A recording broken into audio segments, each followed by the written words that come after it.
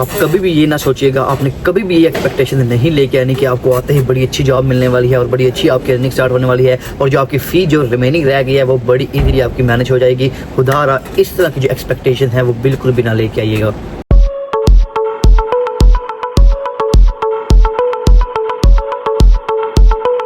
अस्सलाम वालेकुम। हाँ जी तो यार क्या हाल चाल है आप सबके? होप एकदम मज़े में होंगे आप सब। Welcome back to another video.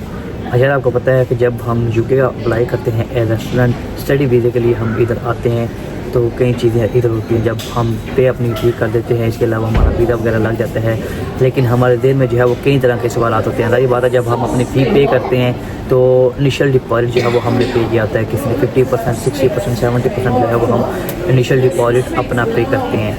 तो उसमें बंदे के दिल में चीज़ें चल रही होती हैं कि यार जो मैंने इनिशियल डिपॉजिट तो जो है अपना पे कर दिया इधर अपनी कंट्री से, पाकिस्तान से, इंडिया से, बांग्लादेश से, जिधर से भी हमारी होती है, तो हमने इनिशियल डिपॉजिट अपना पे कर दिया है। तो रिमेनिंग फ़ी है वो किस तरह मैनेज होगी, उधर अर्निंग हमारी किस हिसाब से होगी, पैसे हम जो है वो किस हिसाब से कमाएंगे, कितनी हमारी अर्निंग होगी। पार्ट टाइम जॉब करते हैं, फुल टाइम जॉब करते हैं, तो हमारी अर्निंग जो है वो किस हिसाब से होती है, हमें जो पे रेट है वो कितना मिलता है। तो ये बहुत सारे इस तरह के सवाल आते हैं। सारी बात है, जब मैंने इधर आना था मेरे दिल में भी इस तरह के सवाल आते, तो मैंने सोचा इस पर एक वीडियो बनाऊँ, डिटेल में आपको चीज़ें बताऊँ शुरू से लेकर एंड तक कि जब हम इधर एलफनेट आते हैं शुरू में हमारी पे रेट कितना होता है, हम कितनी अर्निंग करते हैं, फिर ऐसा जब कुछ टाइम गुजर जाता है फिर हमारी अर्निंग कितनी होती है, फिर जब हमारी स्टडी कंप्लीट हो जाती है हम PSW पे चले जाते हैं, हमारी अर्निंग जो है वो कितनी होती है।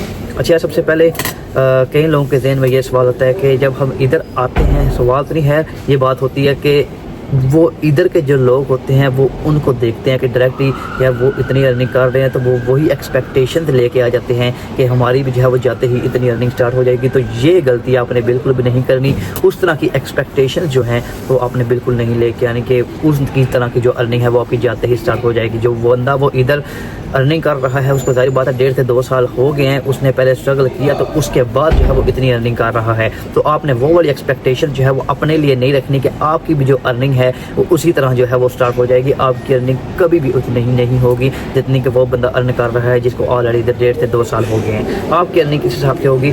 सबसे पहले जब हम इधर आते हैं, ख़ास तौर जब पाकिस्तान इंडिया से जब हम आते हैं, तो हमें आते ही अपनी जो NI की जॉब है फर्स्ट ऑफ ऑल हमें ट्राई करना चाहिए कि हम उसको सिक्योर करें। वो बहुत ही मुश्किल है, सही बात है। उसका जो पे रेट मिनिमम जो आजकल 12.21 चल रहा है वो मुश्किल होता है, अनलेस अनटिल कि कोई आपको अच्छी कंपनी मिल जाए, कि टेस्को वे लग जाए, किसी अच्छी कंपनी के साथ लग जाए, किसी सिक्योरिटी की अच्छी कंपनी के साथ लग जाए जो कि आपको NI के पैसे देते हैं, जिस तरह डोमिनोज है, मैकडोनल्ड है, टेस्को, LD वगैरह पे अगर आप लग जाते हैं तो आपको जो है वो अच्छा पे रेट मिल जाता है। लेकिन इसके बरक्स 90% जो है 80 से 80% कह लें ऐसा ही होता है कि हमें इधर आने के बाद देसी बंदों के पास ही काम करना पड़ता है, उन्हीं के हाथ चढ़ जाते हैं और वो कभी भी आपको इतना पे रेट नहीं देते।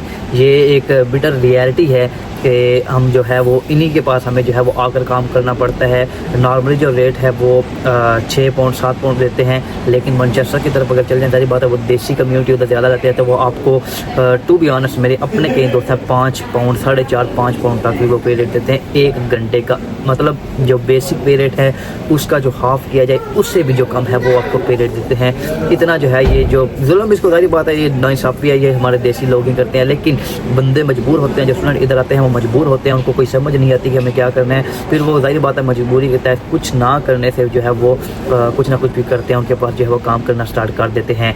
तो जो शुरू में जब अर्निंग होती है जाहिर बात है बंदे का एक्सपीरियंस भी नहीं होता, बंदा आपका जॉब करता है, जॉब स्टार्ट करता है, किसी देसी बंदे के पास लग जाता है, थोड़े आवर्स मिलते हैं, थोड़ा बंदा काम करता है। हाँ अगर ठीक है आते ही आपको जो है वो अच्छी जॉब मिल जाती है, आपका बेसिक पे रेट जो है वो उतना मिल जाता है, आपको मिनिमम 80 आवर्स भी एक मंथ में अगर मिल जाते हैं तो आप कम से कम 800 से 900 पाउंड कमा लेते हैं शुरू में। ये मैं मिनिमम बात कर रहा हूँ जब आपको NI की जॉब मिल जाती है। और इसके साथ अगर आप देसी बंदे के पास भी काम करते हो तो आप जो है वो शुरू में इतनी अर्निंग ही करते हो। अगर आपको आते ही जॉब मिलती है, ये इसमें ये चीज़ इम्प्लाई होगी कि आपको आते ही जॉब मिलती है, आप कम से कम 80 घंटे जो है वो काम करते हो और किसी देसी बंदे के साथ भी करते हो, जाहिर बात है फिर आप थोड़े से एक्स्ट्रा आवर्स भी काम किया करोगे तो आपको जो है वो पे इतना ही मिलता है। बेसिक जो पे रेट है अगर वो मिलता है, या इवन आप जो जिसको कैश इन हैंड भी हम पैसे कहते हैं, उतनी भी आप जॉब करते हो तो आपको जो है 900 से 1000 पाउंड तक ही अर्न करते हो। इससे ज़्यादा आप कभी भी अर्न नहीं कर सकते शुरू में आकर, अनटिल अनलेस के आपको अच्छी जॉब मिल जाती है, आपको ज़्यादा आवर्स मिल जाते हैं, आपको अच्छा पे रेट मिल जाता है, फिर जो है वो आप अच्छी अर्निंग स्टार्ट कर देते हो। साथ साथ जैसे ही आप स्ट्रगल करते जाते हो आपको कुछ देर गुजर जाती है, 3 से 4 मंथ 5 मंथ तक जो है वो आपको गुजर जाते हैं। आपने जारी बात है कई जो हमारे देसी लोग हैं इधर आते ही सिक्योरिटी का बैच बनवा लेते हैं, जो कि हम प्रेफर भी करते हैं कि जैसे ही आप इधर आए सबसे पहले आकर अपना सिक्योरिटी का बैच बनवाएं। उसका फ़ायदा आपको क्या होता है कि उसका आपको पे रेट तो अगर कंपनी के साथ करते हो अच्छा पे रेट मिलता है, वैसे भी उसका मिनिमम जो पे रेट है वो 9 से 10 पाउंड आपको मिलता ही मिलता है। अगर किसी देसी बंदे या किसी देसी इस तरह की कंपनी के साथ किसी एजेंसी के साथ काम करते हो तो उसका फ़ायदा आपको ये होता है कि जब आपको शिफ्टें मिलना स्टार्ट होती हैं, उसकी शिफ्टें तो सारी बात है शुरू में उसकी भी मुश्किल ही होती है, आपको लिंक बुलाने पड़ते हैं, आपको जो है अपने रेफरेंसेस डेवलप करने पड़ते हैं अपनी जॉब को जो है वो सिक्योर करने के लिए, अपनी शिफ्टें जो है वो सिक्योर करने के लिए।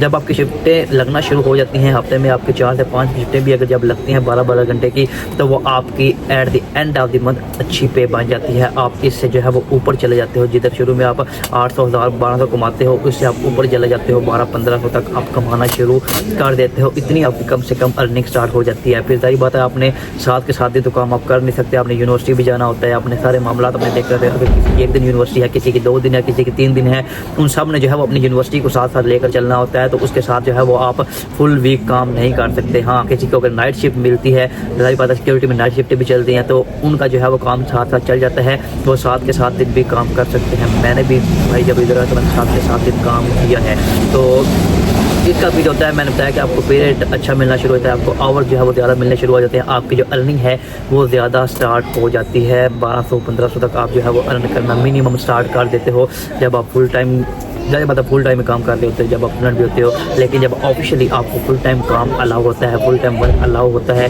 और आप किसी अच्छी एजेंसी अच्छी कंपनी के साथ काम कर रहे होते हो, जिसमें आपको जो बेसिक पे रेट कम से कम बेसिक पे रेट 12.21 जो आज के मुताबिक चल रहा है वो मिल रहा होता है, तो भाई आपकी बहुत अच्छी अर्निंग स्टार्ट हो जाती है। जब आप उधर फुल टाइम करते हो, कम से कम आप 80 घंटे उधर लगाते हो, तो आपकी 2000 तक अर्निंग चली जाती है। ना कम से कम आपकी जो है वो इतनी अर्निंग चली जाती है जब आपको बेसिक पे रेट मिलता है और अच्छी कंपनी के साथ अच्छे पे रेट पे आप काम कर रहे होते हो। लेकिन मैं फिर बता रहा हूँ, ये मैं अच्छी कंपनी और बेसिक पे रेट की बात कर रहा हूँ, लेकिन अगर देसी बंदे के पास आप काम कर रहे हो तो आपको जो है वो इससे कम ही मिलेंगे, इतने आपके ज़्यादा पैसे नहीं बनते। तो इसमें जो है वो अपने जो है एक्सपेंस भी मैनेज करनी होती है, अपनी फ़ी भी मैनेज करनी होती है, अपने सारे मामला को जो है वो आपने देखकर चलना होता है। इसके साथ जैसे ही आप PSW पे भी जाते हो तो PSW पे सारी बात आपको फुल टाइम वर्क अलाउ होता है, उसमें अगर आप कंपनी के पास काम कर रहे हो तो आपने टैक्स भी पे करना होता है। अगर आप फुल टाइम वर्कर उनके पास काम कर रहे हो तो आपकी अर्निंग जो है वो अच्छी हो जाती है, आपका पे रेट जो है वो अच्छा हो जाता है, आपको जो है वो आवर्स जो है वो सारी बात फुल टाइमर का बोला होता है, आवर्स आप ज़्यादा करने शुरू कर देते हो, आपको अच्छा काम मिल जाता है, फिर आपकी जो है वो अर्निंग भी अच्छी स्टार्ट हो जाती है। इस पर मैंने वीडियो देख तो बनाई है PSW पे अर्निंग भी, अगर आप वो देखना चाहते हो आप वो वीडियो भी देख सकते हो, मैं लिंक जो है वो डिस्क्रिप्शन में दे दूँगा कि आपकी जो अर्निंग है वो PSW पे कितनी स्टार्ट होती है। लेकिन शुरू में ज़्यादा टेंशन उस टाइम होती है जब बंदा नया आता है, काम मिलता नहीं है, जब मिल जाता है फिर अर्निंग जो है वो आहिस्ता आहिस्ता थोड़ी बहुत स्टार्ट होती है। लेकिन जैसे जैसे टाइम गुजर जाता है जो आपकी अर्निंग है वो आहिस्ता आहिस्ता बढ़ती चली जाती है, आहिस्ता आहिस्ता जो है वो आप अच्छा अर्न करना शुरू कर देते हैं। लेकिन शुरू में जो है वो आपको मतलब पे रेट भी कम मिलता है, आपको स्ट्रगल करनी पड़ती है और बहुत ज़्यादा स्ट्रगल करनी पड़ती है। आप स्ट्रगल करेंगे तो आप सारी बातें ऑटोमेटिकली आगे बढ़ेंगे। हाँ, आजकल की सिचुएशन को अगर देखा जाए, जॉब की सिचुएशन जो है वो काफ़ी ज़्यादा डाउन है, बहुत मुश्किल से जो है वो लोगों को जॉब मिल रही है। मेरे अपने कई दोस्त भी हैं, उनको मतलब डिफ़िकल्टी फेस करना पड़ रही है, जॉब कर रहे हैं लेकिन कभी 2 दिन वीक में, कभी 3 दिन, कभी 4 दिन, और पे रेट भी जो है वो उसके मुताबिक नहीं मिल रहा। तो सारी बात स्ट्रगल है, स्ट्रगलिंग फेज है, इसमें से आपको ज़रूर गुजरना पड़ता है। अगर आप ऐसे ही बोलें कि आते ही आपको जो है वो अच्छी अर्निंग मिल जाए और अच्छा मतलब आपको पे रेट और अच्छी आपकी अर्निंग स्टार्ट हो जाए, तो यार ऐसा नहीं होता। कहीं भी आप जाएंगे आपको जो है वो स्ट्रगलिंग फेज से गुजरना पड़ेगा। बाय द वे, ये कुछ चीज़ें थी मैंने ज़रूरी समझी आपके साथ जो है उसको शेयर करता चलूँ, ताकि आपको आइडिया हो जाए और जो ज़्यादा एक्सपेक्टेशन हैं लोगों में इधर आने से पहले वो ना रहें। तो होपफुली आपको जो है वो वीडियो थोड़ी सी आपके लिए हेल्पफुल रहेगी, चीज़ें जो है वो आपको कम से कम क्लियर हो जाएंगी, जो कि आने से पहले मतलब एक मिसअंडरस्टैंडिंग होती है लोगों के अंदर अर्निंग को लेकर, वो बिल्कुल भी ना रहे। अगर वो नहीं रहेगी, इतनी जो है वो ज़्यादा जिसको कहते हैं कि हाई लेवल की एक्सपेक्टेशन नहीं होगी, तो बंदा जो है वो सेटिस्फाई रहता है। तो उम्मीद करता हूँ वीडियो अच्छी लगेगी, इंशाल्लाह मिलेंगे आपको नई वीडियो में, तब तक के लिए अल्लाह हाफिज़।